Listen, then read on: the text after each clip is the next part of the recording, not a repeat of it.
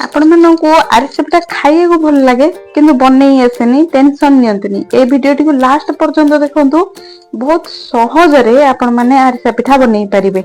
देखंतु बहुत सॉफ्ट आ बहुत नरम भी हबो। मो सब जांक टिप्स आपण माने फॉलो करिके पिठा करिवे बहुत बढ़िया पिठा बनबो आपनकर।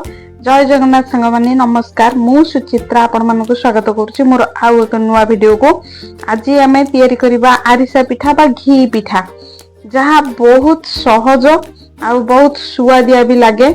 आपण माने जदि वीडियोटी भल लगे त लाइक ते कर देबे आ सब्सक्राइब कर देबे। नुवा करी वीडियो देखथले बेल आइकन प्रेस कर देबे एमती नुवा नुवा वीडियो रो नोटिफिकेशन आपण मन पाखु चली आसीबो।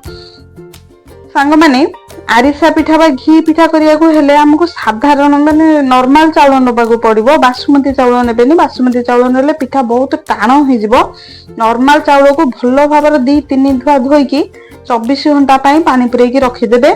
जदि खरा दिने करछन्ती ताले मझिरे पानी आउ थरे बदलै देबे, ताकू धोई देबे आउ थरे भलो पानी ताकरे पुरेकी ताकू 24 घंटा बतुरै देबे। 24 घंटा बतुरैले पिठाटा बहुत फुलिबो आ नरम भी हबो। ताकू 24 घंटा पर भलो किना धोईकी ताकू छाणी देबे।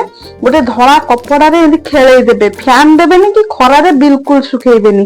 खरा दिने तो बहुत कम समय रे से हेजिबो, ताकू खाली टिके पोछिला बळे से कॉटन कपड़ा धीरे खेलैकी कर देबे जेंती हमरो चुना ता टिके ओदालिया रहउथिबो। देखंतु मु 2 किलो चाउल पकेइथिली तापे नेछि 1.5 किलो गुड़ बा किले चाउल को 750, 2 किलो को 1.5 किलो गुड़ दरकार।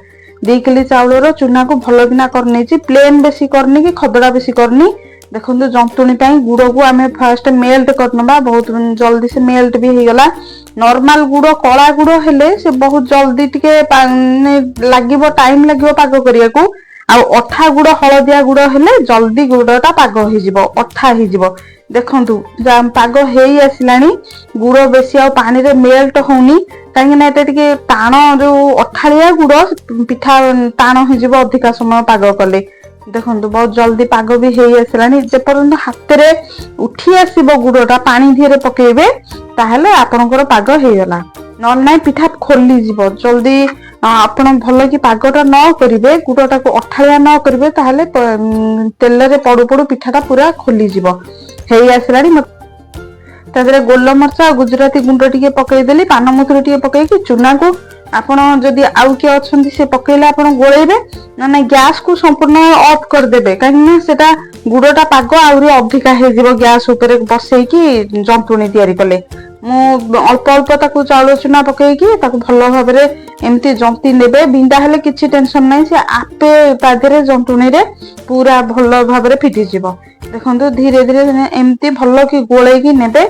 जदि चाउल कम नै चंती ताले आउ अल्प चाउल अधिक किना पकेइबे, काहे ना चाउल जते बेले गुंड होई सारिबो खदड़ा अंश गुराक बाहरी जिवो। सेति पई किले चाउल रे आउ अल्प पकेइबे, जेमती 2 मुठा भलिया। देखंतु हम जंतुनी पूरा रेडी होला। जेतु ये घी पिठा तेनु तादिरे अल्प टिके देसी घी एमती पकेइकी गोळेई देबे भलो भाबरे। ता बास्नाटा बहुत बढ़िया आसीबो। पिठा छानिला बेले बहुत बढ़िया बास्ना आसीबो। देखंतु पूरा मेल्ट हे गलानी हमरो। एमती जंतुनीटा एमती पूरा रहिबो। काहेना ये आपण भाबुथिबे पानिया हे गला, किंतु ये किछि समय पर पूरा बहलिया हे जिवो। देखंतु पिठा एमती छानिबे। आपण जले अधिका तेल देकी 2-3टा लेखा छानी परिबे। 2-3टा छानिले से लागी जिवो। बड़ बड़ किना टिके तादरे टिके धळा राशि देकी आपण माने छानिबे। बहुत सुंदर भी देखा जिवो आ खाइया को भी बहुत स्वादिया आ बहुत नरम लागिवो। केमिति लागला वीडियो निश्चित भाव में कमेंट करी कहिबे।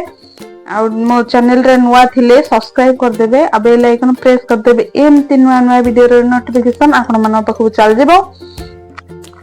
अधिक रु अधिक शेयर कर देबे। रहूची पुणी देखा हबो आ नुआ वीडियो रे। नमस्कार, जय जगन्नाथ।